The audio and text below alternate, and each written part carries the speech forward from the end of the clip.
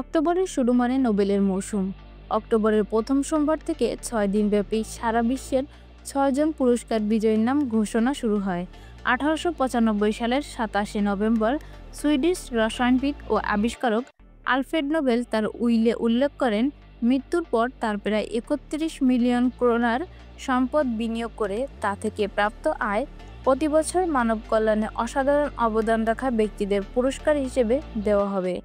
১৯০১ সাল থেকে শুরু হয় নোবেল দেওয়া, যা আজও বিশ্বের অন্যতম মর্যাদাপূর্ণ পুরস্কার। নোবেল পুরস্কার কোন দেশে অনুষ্ঠিত হয়, কারাই বা মনোনয়ন জমা দিতে পারেন, নোবেল জিততে কী যোগ্যতা লাগে, নোবেল পদক কী দিয়ে তৈরি এবং এর মূল্য, এ সকল বিষয়ে বিস্তারিত জানব আজকের পর্বে। নোবেল পুরস্কার মোট ৬টি বিষয়ের উপর দেওয়া হয়: পদার্থবিজ্ঞান, রসায়ন, চিকিৎসাশাস্ত্র, সাহিত্য, শান্তি ও অর্থনীতি। নোবেল শান্তি পুরস্কার দেওয়া হয় নরওয়েতে, কিন্তু সাহিত্য ও অর্থনীতির মতো অন্যান্য পুরস্কার সুইডেন থেকে দেওয়া হয়। নোবেলের সব পুরস্কার সুইডেনে দেওয়া হলেও শুধু শান্তি পুরস্কার নরওয়েতে দেওয়া হয়।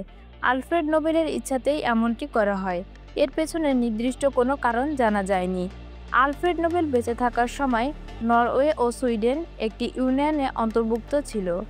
১৯০৫ সালে যেটি ভেঙে যায়। বিশ্বজুড়ে হাজার হাজার মানুষ নোবেল পুরস্কারের জন্য মনোনয়ন জমা দিতে পারেন। তাদের মধ্যে বিশ্ববিদ্যালয়ের অধ্যাপক, আইন প্রণেতা, পূর্ববর্তী নোবেল বিজয়ী এবং কমিটির সদস্যরাও রয়েছেন। যদিও মনোনয়নগুলো ৫০ বছরের জন্য গোপন রাখা হয়, তবে আবেদনকারীদের অনেকেই নিজেদের নাম প্রকাশ্যে ঘোষণা করেন।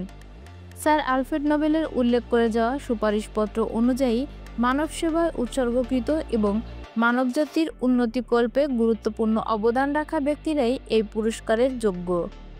ধৈর্য, এই একটি জিনিসই সবচেয়ে বেশি লাগে নোবেল পুরস্কার জিততে। বিচারকদের স্বীকৃতি পেতে অনেক সময় বিজ্ঞানীদের কয়েক দশক অপেক্ষা করতে হয়। নোবেলের উইল অনুসারে পুরস্কারটি যিনি মানবজাতির মধ্যে ভ্রাতৃত্ব বন্ধনের জন্য সবচেয়ে সেরা কাজ করে থাকেন এবং সেনাবাহিনীর বিলুপ্তি বা হ্রাস ও শান্তি বজায় রাখতে সবচেয়ে বেশি অবদান রাখেন, তাকেই নোবেল পুরস্কার দেওয়া উচিত।